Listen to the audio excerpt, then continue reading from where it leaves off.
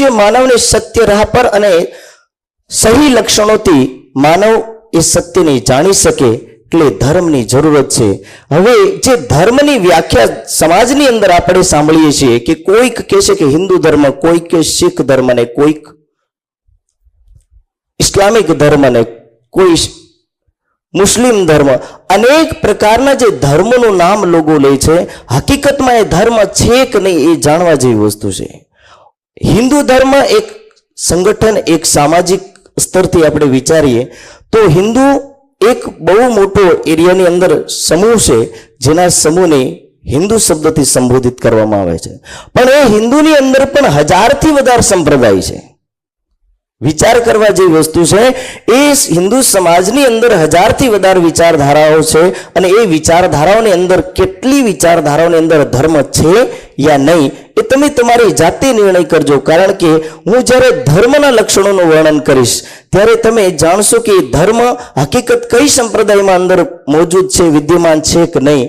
એ ધર્મનું જ્ઞાન આપણને અવગત કરાવે છે, અને એ ધર્મની જાણકારી ધર્મની અંદર આપણને મળશે. એટલે ધર્મનું મહત્વ હર માનવને સત્ય તરફ લઈ જવું, હર માનવને માનવ તરફ જોડવું. ધર્મનો તાત્પર્ય અને ધર્મનું રહસ્ય એ છે કે માનવને જોડવું, હર માનવના હૃદયમાં દયા ઉત્પન્ન કરે, એનું નામ ધર્મ છે. ધર્મના નામથી ચાલતા અનેક પ્રકારના આડંબરો, ધર્મના નામથી દેવીઓની ઉપર ચડાવતા અનેક ગાય, બકરા, ભેંસ, અનેક પ્રકારની વસ્તુની જ્યારે વાત કરવામાં આવે ત્યારે ઈદના દિવસે ના જાણે કરોડો નહીં અરબો ખરબો બકરાઓનું બલિદાન થતું હોય છે. વિચારવા જેવી વાત છે કે જે તમે જેના માટે આટલું બધું ખૂન બહાવો છો, શું એને ધર્મ કહેવાય? ધર્મ દયાનું સ્વરૂપ છે. ધર્મની અંદર જો દયા ના હોય, ધર્મની અંદર દયા નામની વસ્તુ ના હોય તો એ ધર્મ ના કહેવાય. જ્યાં પાપ થતો એને પાપને પાપ જ કહેવાય, ધર્મ ના કહેવાય. પણ લોકો બકરાની મારીને કહે છે કે આ ધર્મ છે, પણ હકીકતે ધર્મનું સ્વરૂપ નથી. આપણા હિન્દુ સમાજની અંદર જ્યારે જોઈએ છે ત્યારે આપણને અનેક એવા પ્રસંગોને એવા અનેક પ્રકારના ઉદાહરણો મળે છે. હિન્દુ સમાજની અંદર અનેક દેવીઓ છે, જે દેવીઓની ઉપર આપણે જઈ અને મુર્ગાઓથી લઈને, બકરાઓથી લઈને અને ભેંસાઓથી લઈને અનેક વસ્તુ ચડાવીએ છીએ.